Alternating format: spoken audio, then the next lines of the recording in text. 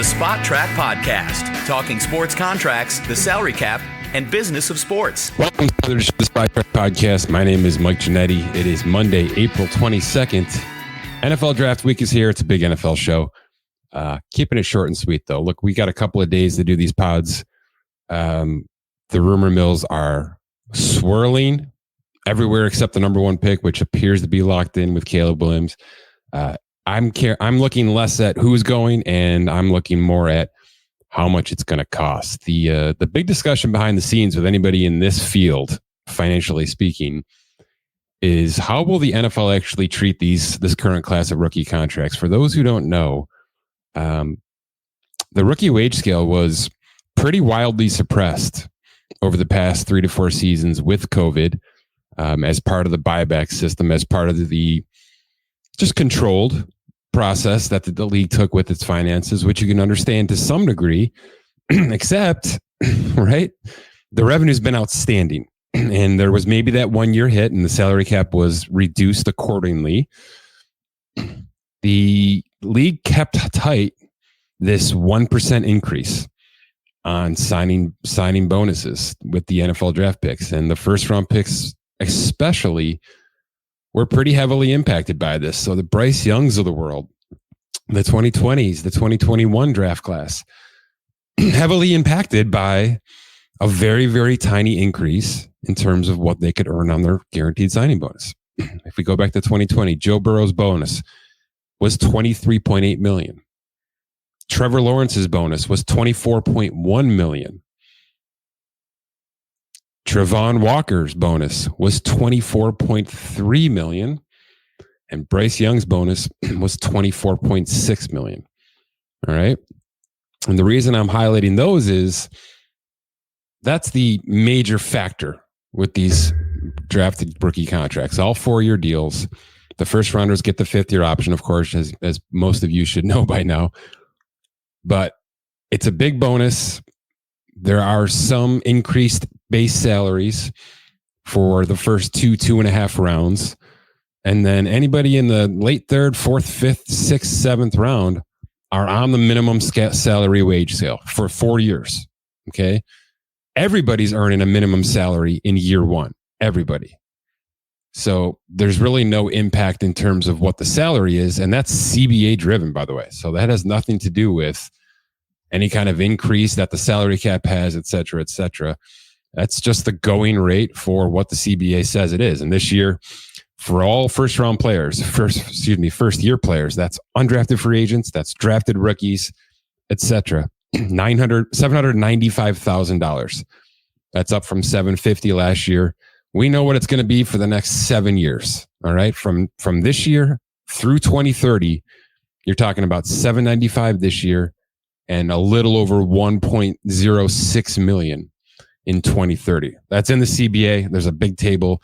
We've got that table on spottrack.com in our CBA section for those of you looking for a little bit more nerdiness this week. But that's just how this sort of works. All right. So for 3rd to 7th round picks and for UDFAs entering the league, you're talking $795 this year, $960 next year, a little over $1 million in 2026. And then if you've got that 4th year as a drafted player, $1.2 million in 2027. That's what the next 4 minimum salaries look like for players that enter the league this season. So it really is about that bonus. To get back to that, we have projected the same 1% increase on these bonuses that the league has given out for the past 4 seasons, because the league has not told anybody, ourselves included, otherwise yet.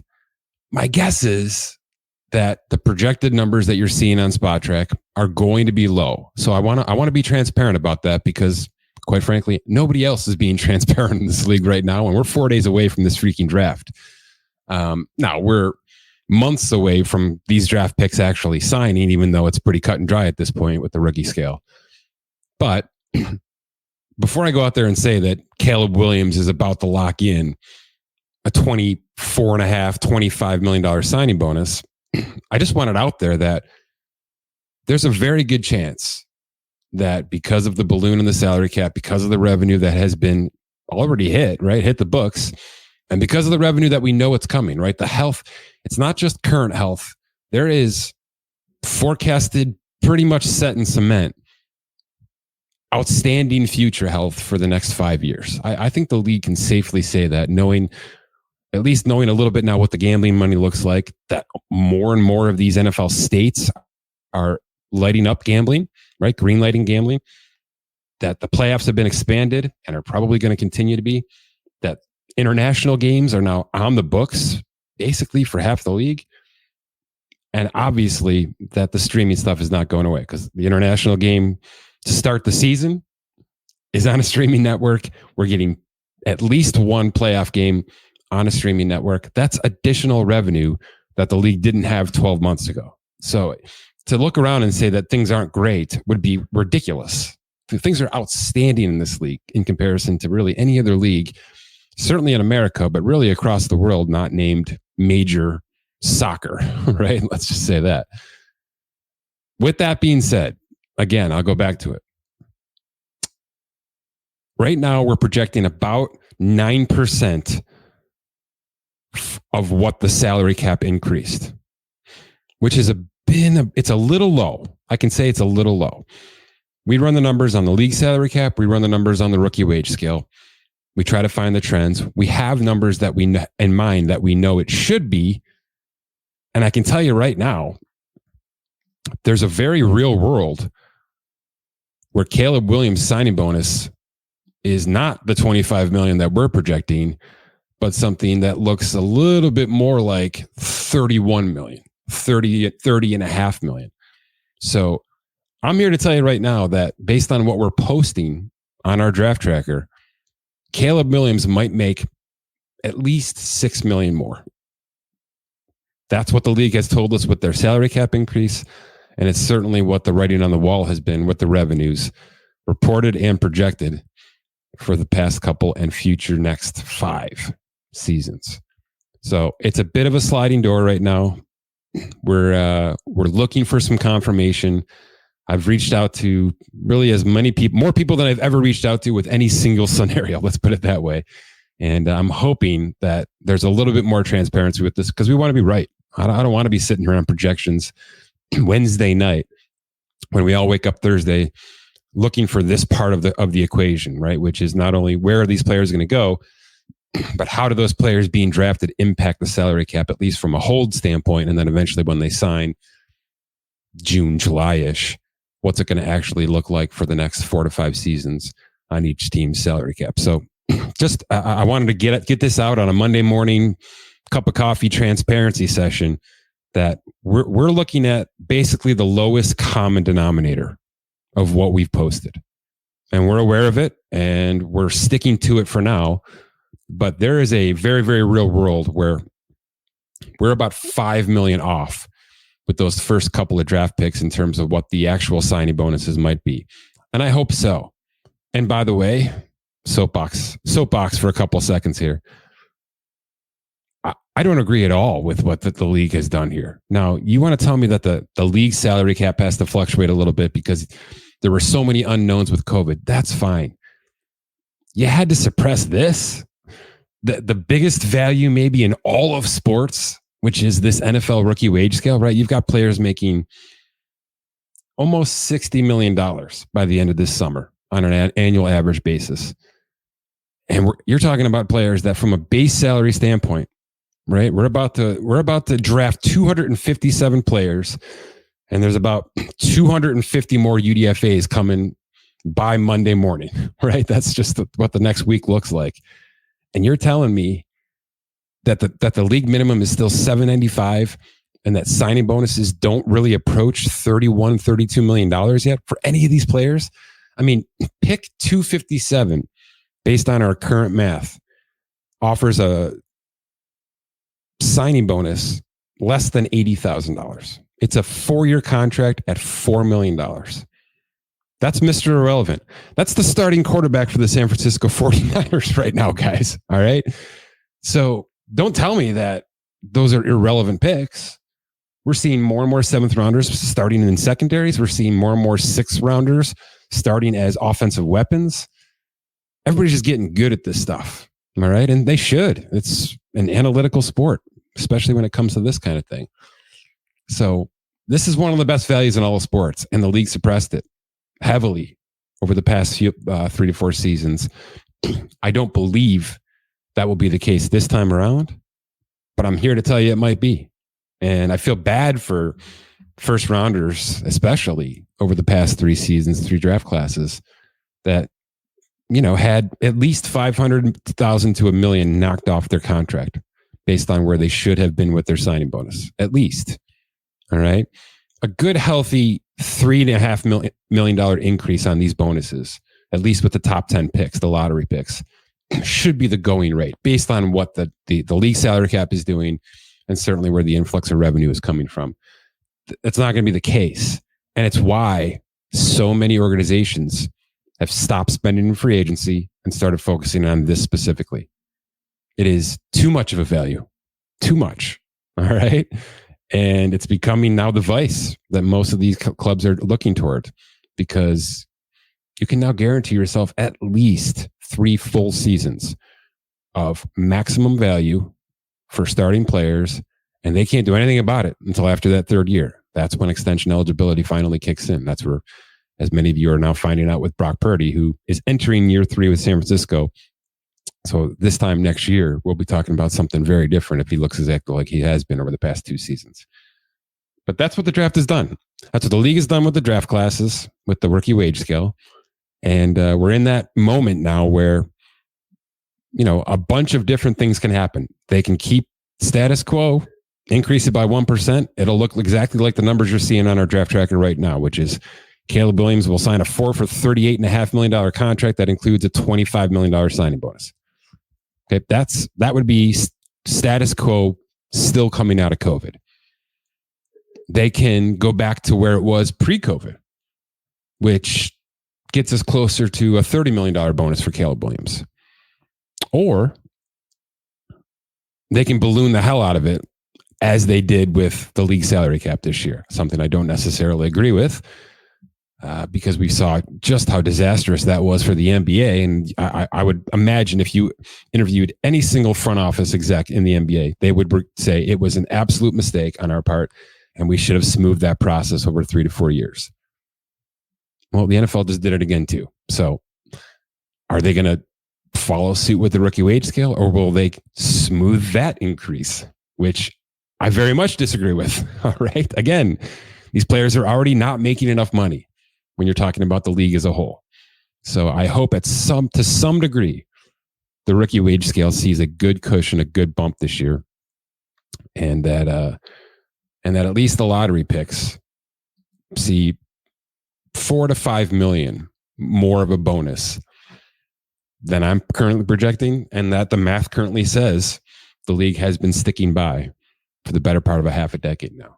So transparency, I'm happy to answer questions. I'm hoping for some confirmation within the next couple of hours. And if that happens, I will hop right back on this microphone, tell you what I've learned, explain the numbers that have been updated accordingly, and we'll get ready for Thursday, Friday, and Saturday, and then a whole bunch of subsequent signings thereafter that certainly align with whatever mathematical formula is brought forth to us. But again, right now, we are at about as low a projection as we can be, certainly hoping that changes over the course of the next 72 hours. Okay. Speaking of Caleb Williams and all the quarterbacks in the NFL, current and pending, it was a good time this morning to sit down on the positional outlooks on Spotrac.com and just look through this quarterback roster. Basically, the quarterback. I looked at the quarterback room for all 32 franchises as a way to say, all right, where are we today? Where are we Monday morning, knowing that Thursday, I don't know, are 10 teams about to change the course of this position for them? If not this year, certainly by 2025. That might even be low. All right, there's 6 names being thrown out there as possible, if not probable, first round picks. And if it's 4 and the last 2 are maybes, why wouldn't those teams try to slide into the back end of the first round to at least get the 5th year option built in to whatever decision making they have? All right. I mean, Yeah. Does that bite you in the butt sometimes? Yes. But all you can do is say no to that 5th year option. And you're into a situation that you have at least more control over. So I think the likelihood that 6 fall into the first round is extremely high, having read the room a little bit here with each one of these teams, right? So Arizona, I'm just going to run through this quickly because the article I just posted on Spotrac.com offers absolutely no analysis. Okay. It is truly, here are all the quarterbacks on a team, and here is everything about their contract that I know and that I can project for you. All right. Not in sentence form, in list bulleted form, because that's really all I want to offer here. All right. There's no reason to analyze Kyler Murray's status because we all know what's going to happen. Nothing for 2024. He is the quarterback. I've given you how much is left. I've given you what the practical outlook is. And for certain instances, and I included him, I offered what the contract says about when he could be released and when he could be traded. All right. So in his case, releasing Kyler Murray isn't really on the table until maybe 2027, probably 2028, because of the structure of how things work. But trading him could happen right now. Right? If something goes ridiculously haywire and an unbelievable name falls to Arizona at number 4, and they say, my God, we got to do this. And they know they have a trade offer out there for Kyler Murray to Minnesota, let's just say. It would not surprise me one iota. Okay. It would surprise me a lot. But now having looked at the contract, it's a very tradable contract. All right. Not going to happen. But that's the nature of the process that I took here. Okay. With most of these bigger contracts is what's left that matters, and what's the release and trade outlook if that ever has to come to fruition. Now, I'm not saying it is. I'm not saying those are possibilities. I'm saying it's just part of the conversation. That's it. I think Arizona's done here. It seems like it. It seems like this is all about defense and weapons for the next couple of weeks here. Kyler Murray's the starter. I would assume Desmond Ritter's the backup, and that's fine on non-guaranteed 2 years. And they've still got Clayton Tune on a non-guaranteed 3 years. I think we're good. That was more of an example than an analysis on Arizona. And I would imagine Atlanta's in the same boat, right? Kirk Cousins at minimum 2 years, $100 million. Okay. That's the minimum. So what I'm saying with that is he plays out this year and next year, and then Atlanta buys out the $10 million guarantee on 2026. I think that's a pretty logical outlook here. And it's something we're seeing a lot more teams do. And there's a few more iterations of this down the list as we go along, where instead of impacting salary caps in the first 2 seasons and cash flows in the first 2 seasons, we're just going to add a smaller guarantee into year 3. And if we have to pay that out to see him walk away, that's fine. It's built into our process, but we're able to manipulate the cap and cash flow a little bit by extending things out to that 3rd year. Taylor Heineke was restructured, renegotiated really to stick around as the backup on basically a $1 million guarantee. He'll earn a little bit more than that if he's active and has to make an impact at all. But that appears to be the room. You want to tell me they pick up a UDFA as a camp body? Of course. Many teams are going to do that this offseason. Baltimore. Obviously, Lamar's locked in, right? The contract structure makes him unreleasable for the next 3 seasons, 4, 5, and 6. I'm not even going to get to the trade stuff with Lamar because he's a freaking MVP. So I'm not going to do this, but it's there if you need it. I'll tease the article. Malik Cunningham, Josh Johnson are the current backups in the room. I would imagine Cunningham is right now the QB2. They're both at about $1 million and probably both stick for a while here. Could be a UDFA situation for sure in Baltimore. Just try to find that next backup. Buffalo. The Josh Allen contract is not as strong as I think many want it to be right now. And we kind of knew that going into it, that this was pretty awful team friendly from a structural standpoint, even though he was about to make a hell of a lot of money. There's 5 for $190 left, but from a guarantee standpoint, it's really just a 2 for $70. And if you want to tell me that Josh Allen is injured or his play falls off a cliff, I know there's a lot of people that don't want to hear that. This is a releasable contract after 2025. So there's a world where this is a 2-year contract and Buffalo can just walk away from this thing. That's not a big world. It's a very tiny world, but it's possible. And it's certainly a tradable contract after this upcoming season. Not so much right now because of the recent restructure, but 5 years left, but I wouldn't call those 5 years stable. Let's put it that way. Mitchell Trubisky was signed for basically a 1 year, $2.5 million backup contract. Perfect. Fine. Carolina. This is a big one. They have pumped the offseason money into this roster, certainly into the trenches on both sides of the ball. It's just about fortifying Bryce Young at some point, keeping him on his ground or on his feet, excuse me. And they've added a couple of weapons. I expect the draft to be many more weapons. They got him for at least 3 more, fully guaranteed. And then there's an option in 2027. Andy Dalton's on a $2 million guarantee this year. I imagine that's the room. Is there a late round draft pick here? It wouldn't surprise me. It wouldn't surprise me if there's a late round draft pick here. Chicago. So I've implemented the number 1 overall pick as part of this plan. Again, I'm projecting about a 4 for 40, fully guaranteed plus the option. It's Tyson Bagent and Brett Rippon behind him on non-guaranteed contracts. Obviously, they don't want to put anybody in the room that's going to make Caleb Williams feel like he might not be the guy this year. That is clear as day. So this is his team.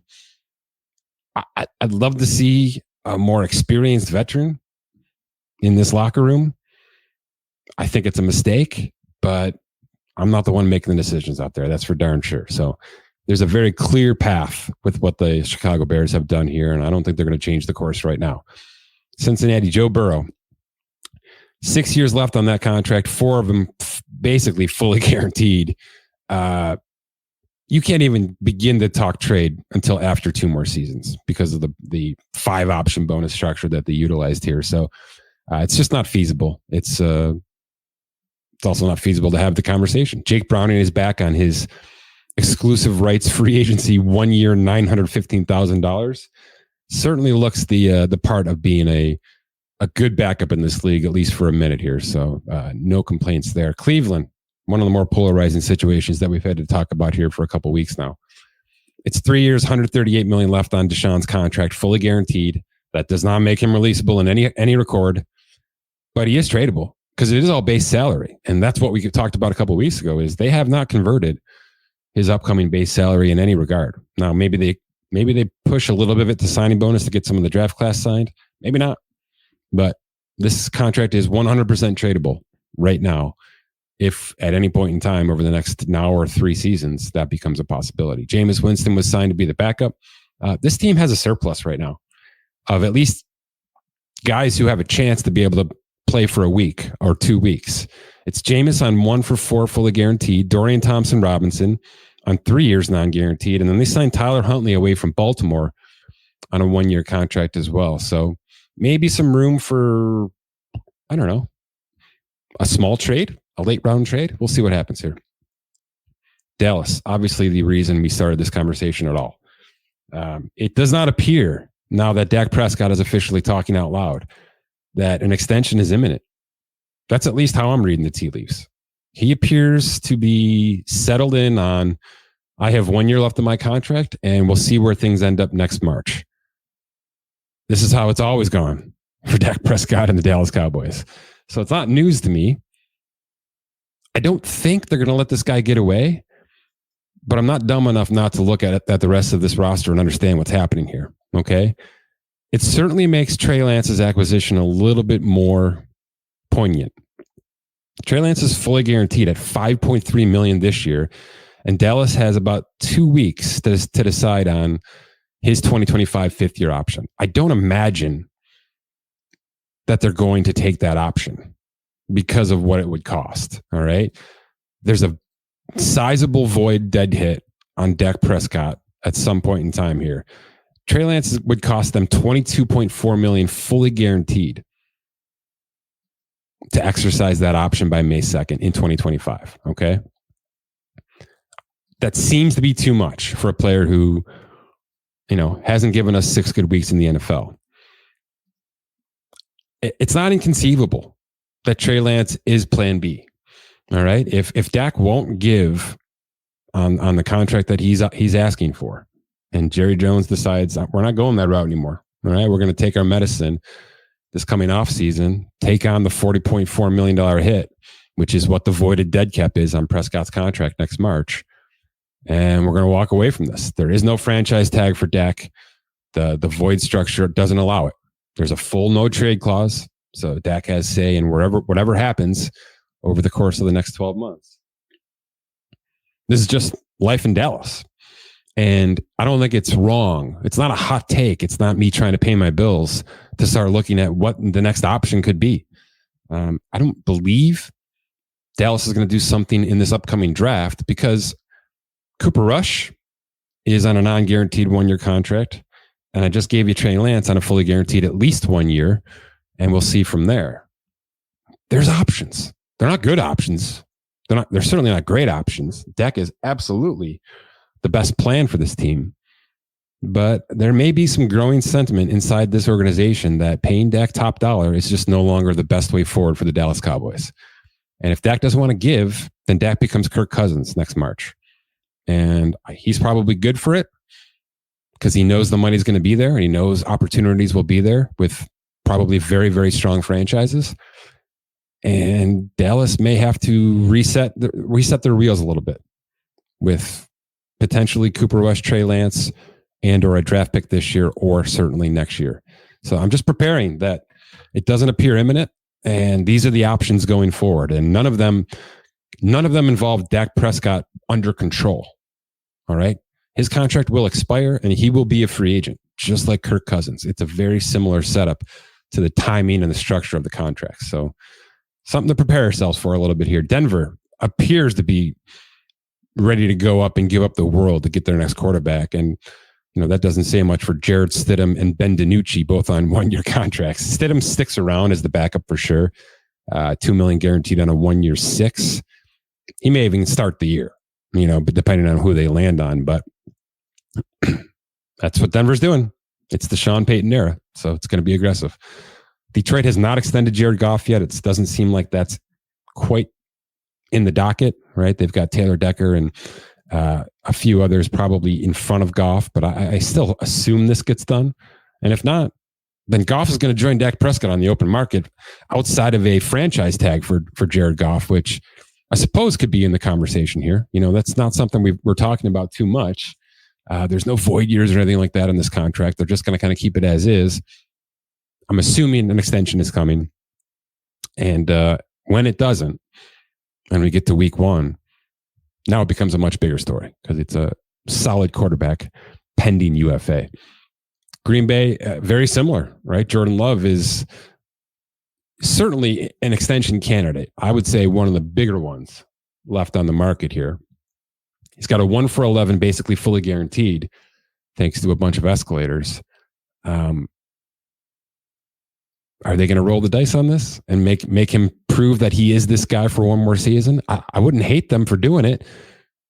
I don't know why Jordan Love would play on that, though. I think he did enough, truly. He hit the escalators he hit should tell the story, right? All these things, if you look on our breakdown on Spot Track here, there are a hell of a lot of really impressive earned escalators. And yes, it was one season, but I'm controlling my destiny with this player at age 26, locking him into a 4-year guarantee that doesn't even give him to 30 years old and taking my chances with that. Now, his agent is a monster, right? David Mulligata from Athletes First. That's your Mahomes guy. That's your Deshaun Watson guy, excuse me, and many of other quarterbacks. So this guy knows what he's doing. Athletes First in general has handled plenty of contracts. So it could be a very difficult process right now to kind of understand where the value of Jordan Love sits after just one really strong season. But I'd be shocked if we get to September 1st and Jordan Love is still on an $11 million contract. Houston's good to go. Again, a team maybe with a little bit of a surplus. CJ Stroud certainly locked in. Case Keenum on a small guarantee for 1 year seems to be the QB2. Davis Mills on a 1-year contract could be a trade candidate, at least as a backup for a team that might be in need. Indianapolis, back in the conversation with Richardson, certainly looks the part if he's healthy. And they signed Joe Flacco away from Cleveland on $4.5 million fully guaranteed for the upcoming season. So that is certainly the QB2 in Indianapolis for 2024. Trevor Lawrence has had discussions. I'd be surprised if something gets done because if I'm Jacksonville, those discussions are lowball discussions because of the recent resume and lack thereof, unfortunately. If Trevor decides to take something like that, good for him. That'll certainly help the Jaguars situation. I'd be betting on myself if I were Trevor Lawrence. I would play out my 4th year. I would make them exercise my 5th year, which they're certainly going to do either way. And then I've got one more good offseason to get something done after hopefully a much better 2024 campaign and walking into March with a better resume to start negotiating with. So if it gets done, it would surprise me a little bit. If it gets done and it's a top of the market contract, I'd be floored. But crazier things have certainly happened. Mac Jones, by the way, also on this roster. 5th year option decision May 2nd. Absolutely not, right? It's a 1 year, $2.7 million guarantee for him to be the QB2 and an able QB2 for this Jacksonville team that is certainly looking to compete in this division for the 2024 season. Kansas City. Mahomes has 8 years, $361.5 million left in this contract, but really it's 4 for $205. That's what we're looking at. That's what this renegotiation kind of got us down into. And it might even be earlier than that. All right. Because that takes him to age 32. The salary cap is going to be $300 million plus. However, right, he made almost $60 million cash last year. He'll make a little bit more than $45 million this year. And then the cash flow is 50, 56, 53 through 2027. So the cash flow is outstanding. All right. And then it drops off a table after that based on this negotiation, 27, 35, 45, 48 later. But those years are unbelievably fluffy, no matter how you kind of slice this contract up. So the contract reads as 4 more seasons, and then we'll start over at age 32. I wouldn't be super shocked if after 2026, his age 31 season, if he's still Patrick Mahomes, even 90% of what he has been for the first 6 seasons, I wouldn't be shocked at all if we start over then after 2026 and it's one big final last hurrah with him in Kansas City, contractually speaking. Carson Wentz, by the way, on a 1 year, $3 million contract, $2.5 million of that fully guaranteed. He will be the QB2 for the upcoming season. Vegas, question marks. Are they a draft team? All right. There's reasons to say yes, and there's $15 million guaranteed for Gardner Minshew to say no. And the real question is, I'm not even sure Gardner Minshew is the starting quarterback, right? Are they going to roll Aiden O'Connell out there and try to let him at least win this job again? He's 3 years, $3 million non-guaranteed. All right. Did you just make Gardner Minshew the highest paid backup quarterback in football? You might have, because really this reads as a 1 year, $15 million contract. All right. It's one of those things that has 12.5 this year and 2.5 next year. And if they got to pay that 2.5 to walk away, they will. Right. So it reads as certainly competing for a starting job. But what happens if they go and draft somebody? What happens if something falls into their lap, or an ability to go up and get a guy that wasn't there maybe out of the gate? It's very possible. Let's put it that way. Now, they weren't in on Russ. They weren't in on a bunch of these players. So I feel like they're somewhat comfortable walking into September as is. Aiden O'Connell, Gardner Minshew. I also think something is probably in the works to at least add to this room and possibly subtract some current pieces. There's been some hot take memes floating around about Justin Herbert getting moved. I'm here to deflate those as quickly as humanly possible, not because the player doesn't deserve to be in the best situation possible. I love the player. I've got some questions about the player, but I love the player. You just don't trade this kind of player on this kind of quarterback contract after one season. It just doesn't work in your favor. Okay. Now, if you want to say it happens post June 1st, sure, you'll save $6 million of cap this year. Sounds great, right? So June 2nd, they can trade Justin Herbert to the Minnesota Vikings, who didn't get the quarterback that they tried to move up for. Except that would leave you with a $95 million dead cap hit for 2025. I'm going to go out on a limb and guess that's not going to happen. So how about we curb the Justin Herbert trade rumors until, I don't know, after 2026, when the contract says it's actually feasible from a dead cap standpoint. All right. 3 more seasons, which is probably right because that's probably the leash that Jim Harbaugh will get there. Isn't that fair? I think that's about the going rate for a coach in this league right now, or coaching staff in this league. So the bulk of this contract now very much aligns with the coaching staff, the GM, and whatever moves they're going to make over the next couple of years. So if you have beliefs or even some parlay bets down on JJ McCarthy to the Chargers and the Chargers flipping Justin Herbert over the next 72 to 100 hours, I'm going to tell you that's not going to happen. Okay. Because, by the way, to trade him right now before the draft, $108.5 million dead cap. Be fun. I'd have to do a lot of articles, but no. Los Angeles Rams. This is a draft team for me. I know Stafford has 3 years, $94 million left. I know it's basically $41 million fully guaranteed, including $10 million next year, which became fully guaranteed this past March. I think if I read this the way that I read contracts, I think the Rams would be okay selecting a player higher than maybe we think they will, right? Maybe not one of those top 6, but you want to tell me the Rams are in on the 7th quarterback, or you want to tell me if Michael Penix Jr. falls into the 2nd round that the Rams don't go up to get him? That's kind of where I am with this team right now. I believe that they are willing to treat Matthew Stafford as a 1-year, $41 million player this year. Pay off that $10 million as kind of a parting bonus. Now, if he sticks for 2 years and he plays ahead of the drafted quarterback in 2025, that's great. Matthew Stafford is one of my favorite quarterbacks in the history of this game for a lot of reasons, but mostly because he's tough as hell. And he's also cashed in. He has been one of the financial goats that we've been following since 2009, really since the NFL hard cap came into our life. He was the last player to sign a rookie contract before the wage scale kicked back in 2010. All right. He signed a 6-year, $72 million rookie contract with the Lions. And because of the cap implications that came with that, the following year, right, when everything locked down, he just kept getting extensions, right? So instead of doing void years and all this stuff that's prevalent now, Detroit just kept giving him more money. 6 for 72 became 3 for 53, became 5 for 135.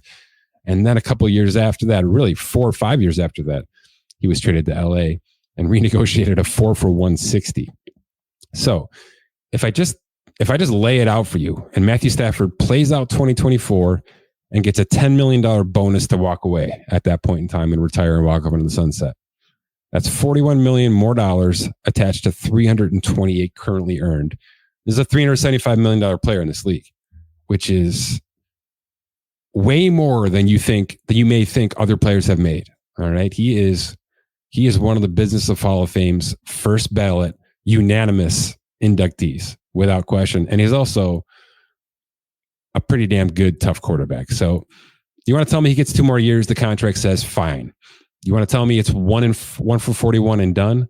The contract also says fine on that. So I'm going to read the room a little bit in this really flush quarterback draft and say that this is the year that the Rams determine that it's time to go up and at least find some sort of inkling of the next man up, because Jimmy Garoppolo on a 1 for 3 isn't it.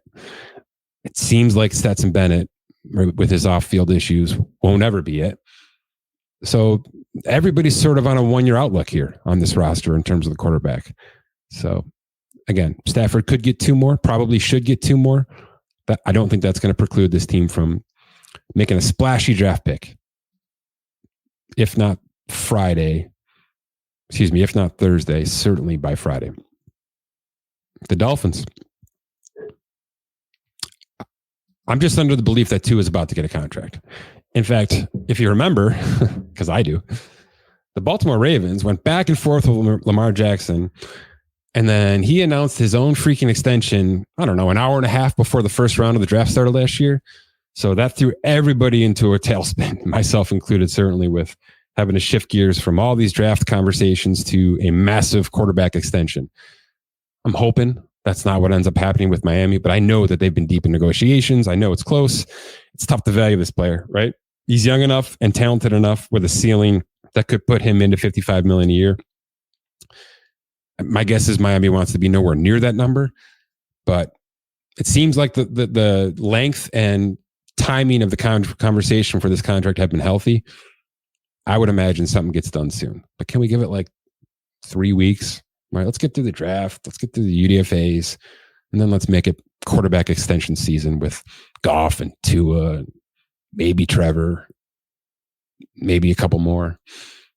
All right.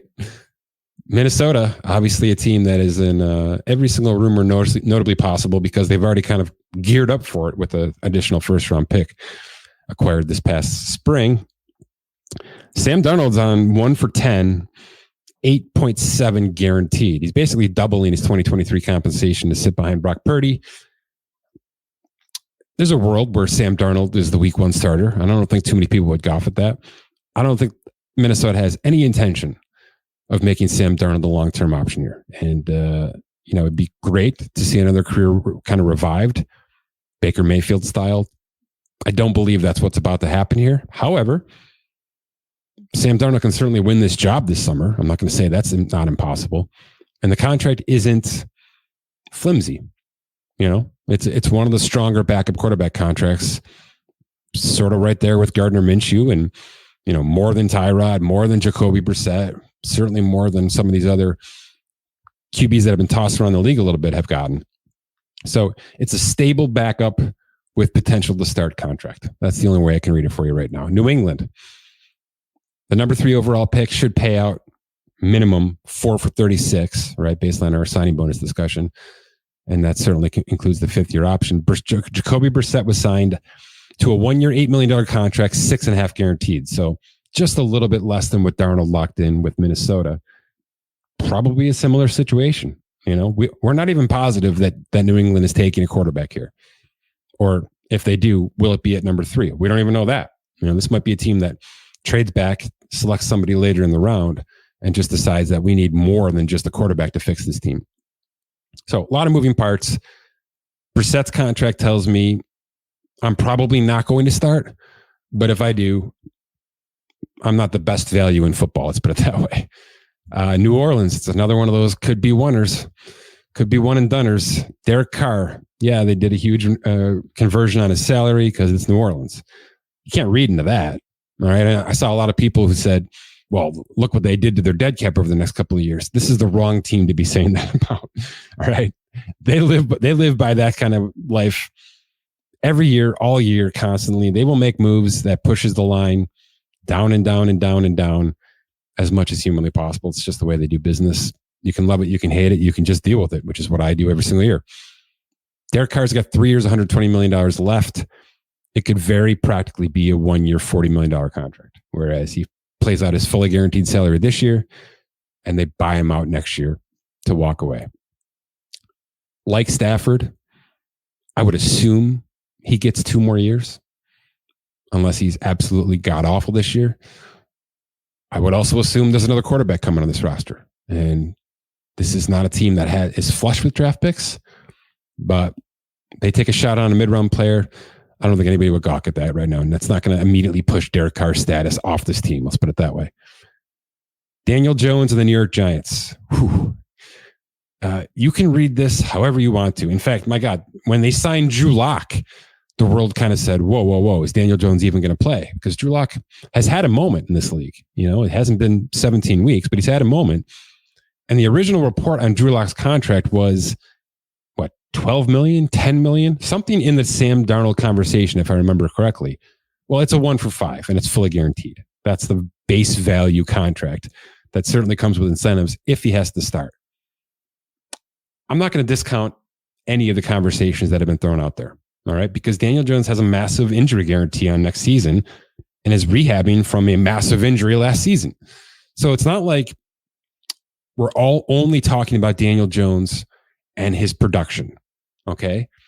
There's some protection here. There's some insurance here that the Giants have to at least be considering with the moves they make and with how they treat their starting quarterback position in 2024. It's just good business to do it that way. I believe Daniel Jones will be the starter. I don't believe that the Giants will forfeit their next 2 drafts to go up and get one of these top 6 quarterbacks. That's not how I'm reading this right now. And in fact, Drew Lock is the reason I'm reading it that way. Because if you believe that starting over starts with the quarterback position, I don't agree with you. Okay. This is a good offensive line. They are not flush with weapons, certainly not since losing Saquon. And now they've got a Darius Slayton holdout, and they don't even know if their tight end's going to play football anymore. There's a lot of issues. All right. But the defense is pretty strong, and they bolstered it with Burns. And the O-line, I know, has played poorly, but has been constructed the right way and should improve. That's where I'd be focusing my draft. Weapons and trenches, weapons and trenches, weapons and trenches. And then Daniel Jones should be affable, and Drew Lock should be doable as at least a 1-year holdover. You want to tell me a completely, craters, and this time next year, the Giants quarterback position is completely up in the air? I'd believe you. Daniel Jones can be moved on from as long as he's not injured and can pass a physical. Drew Lock will be a free agent. Tommy DeVito will be a restricted free agent. I don't think anybody's worried about that too much. Dak Prescott might be a free agent. Jared Goff might be a free agent. And we have another solid draft. Not as good as this year, but another solid draft full of quarterback projections. I think let's get through this current year with the Giants in the quarterback position. And how that happens remains to be seen, right, with that Jones injury guarantee. But I don't believe this is a team that's looking to be aggressive at this position at all over the next 12 months. The Jets signed Tyrod Taylor to a 2-year, $12 million contract, almost $9 million of that fully guaranteed.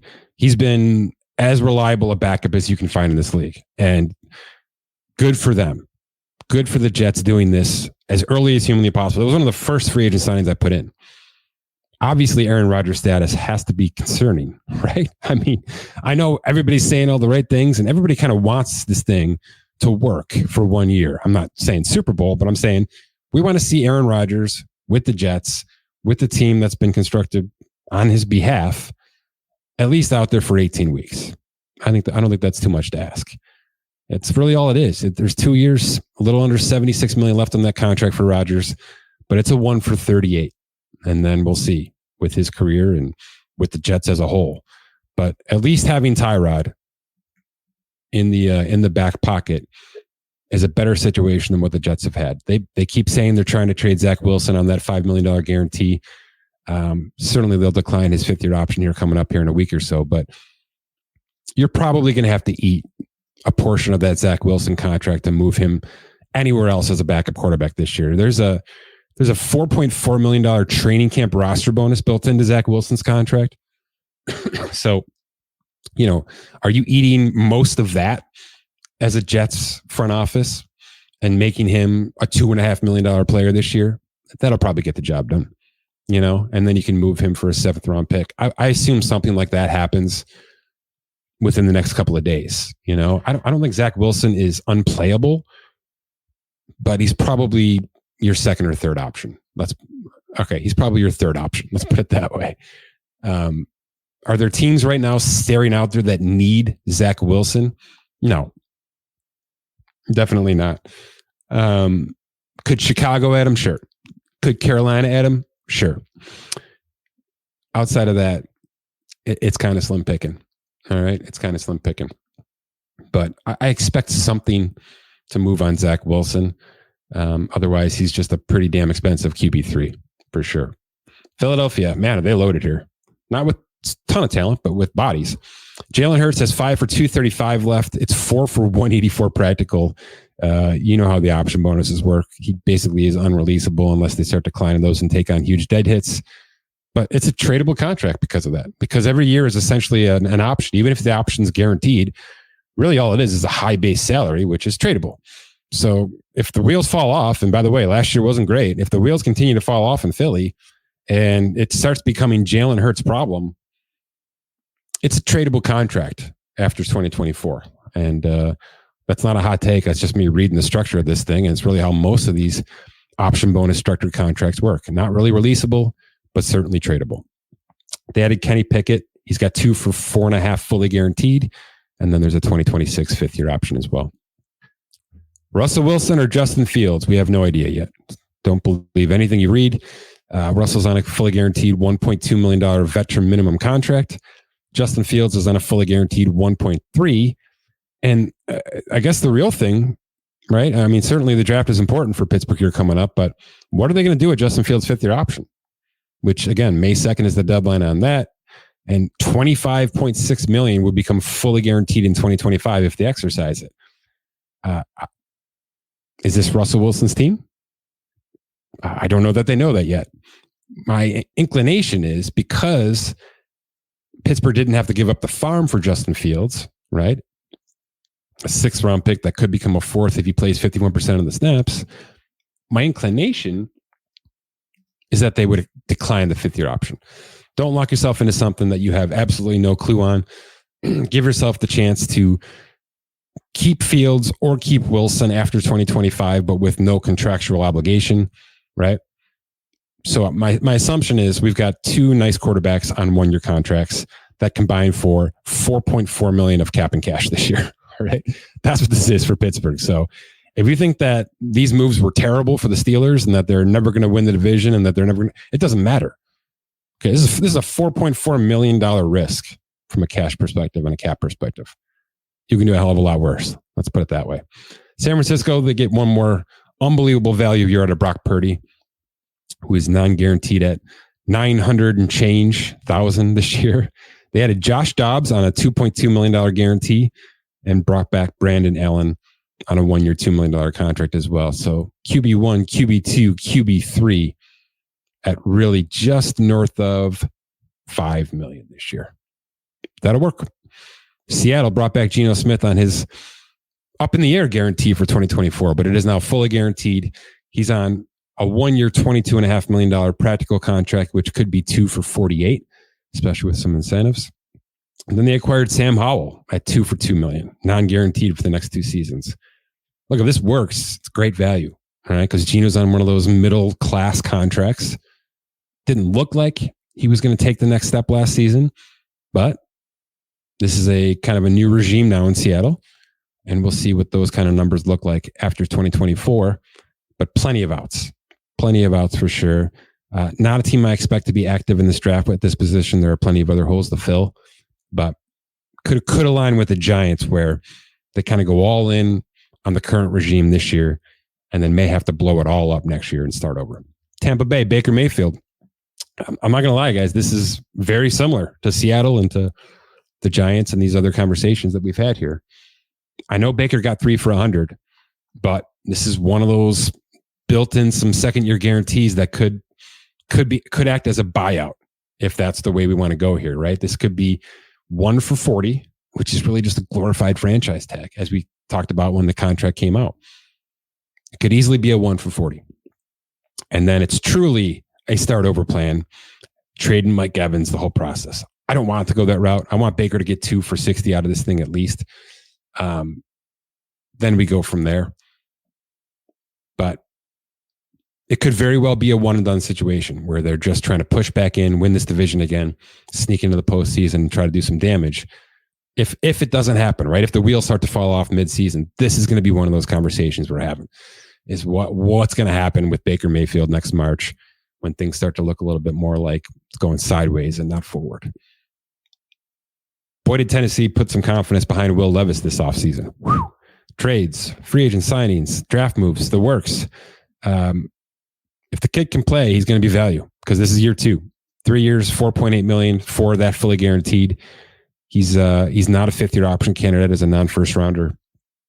There's a lot going here, and they could probably bolster some weapons in the draft in the next couple of days here. And this is a team to watch for sure. I put Indy and Tennessee very squarely in the my interest is peaked category for the next 6 months or so. And I'm hoping Will Levis works out because they've had a couple of bad years here with the downslodding of Ryan Tannehill, completely swinging and missing on Malik Willis, who probably gets released this offseason. And Will Levis, Mason Rudolph, probably your 1-2 punch entering September for the Tennessee Titans. Finally, Washington, the number 2 overall pick. We don't know where that's going to be yet. I feel 99.9 confident on Caleb Williams, as I think the world is. Number 2 is still pretty up in the air, which is good TV for the NFL Network and ESPN and ABC. But that number 2 pick should come in at about 4 for 37 minimum, hopefully more like 4 for 40. Fully guaranteed, plus the 2028 option. They brought in Marcus Mariota on really a $5.5 million guarantee, which is more than I was expecting for that player. But I guess you can understand it. He's kind of the adult in the room there now. Jeff Driscoll, Jake Fromm, really on just non-guaranteed camp contracts. So it's the number 2 pick in Marcus Mariota. That's really where we're headed here. There's no reason to believe otherwise. It's just simply who are they going to select, and that's why we're doing it this week. That's it. There's a subsequent article to go with this, talking about all these numbers that I just broke down. Again, there's no analysis. I gave you the analysis here via the podcast, but again, I try to keep this as information-based as humanly possible, because I'm not sitting here trying to say that Kyler Murray should be traded. I'm simply telling you that the structure of his contract says this and not this. Same with Justin Herbert, same with Deshaun Watson, same with Dak Prescott. Questions, hit me up at SpotTrek on Twitter, on Threads, SpotTrek.com for your NFL draft coverage, for the contracts that are currently projected. Any kind of updates, I'll let you know. We'll be tracking every single draft pick. We'll be tracking every single UDFA. We will have salary caps updated as much as humanly possible. And oh, by the way, I buried the lead. A facelift on SpotTrek.com coming this week. I know that's always threat level midnight for most people, right? And I hate it as well. It's so, you get so used to something. My God, it's been, I think, 10 years on this current design, this previous design. 10 out of 16 years now, we've had this single facelift, and we're changing things up a little bit. Not a ton, okay? The table structures for the most part are the same. I'm hoping the mobile experience is better. I think we're giving you a little bit more on the homepage to work with in terms of information and lists and things like that. Give it a minute. And then when there's something you absolutely hate or we're missing or is broken, obviously, please, info@SpotTrek.com via email, at SpotTrek on Twitter. You can DM me. Those are wide open. We want to make this thing as good as possible. We're not trying to exclude anybody. We're not trying to piss off anybody. It was just time from a code standpoint, from a database standpoint, from a server standpoint. We're trying to improve all these things at once. It's a big site. There's a lot of data here to deal with. There's a lot of moving parts to deal with. So there's going to be a bug or two. There's going to be a few things that we missed. There's a couple things we took out purposefully, I think for the better, but any comments, positive, negative, keep them clean. Let me know. We're trying to make this thing as good as possible, and it's not something we do often. So I know we're going to be inundated with, some nasty words here and there. Positive, constructive criticism, please, because I want to make it as good as possible. So that's coming to your screens, tablets, mobile devices, desktops, probably within the next 24 hours. So I appreciate your patience and your comments, because we're trying to keep this thing moving forward as much as possible for as long as possible. For Scott Allen, my name is Mike Ginnitti. Thanks for listening to this edition of the Spot Trek Podcast.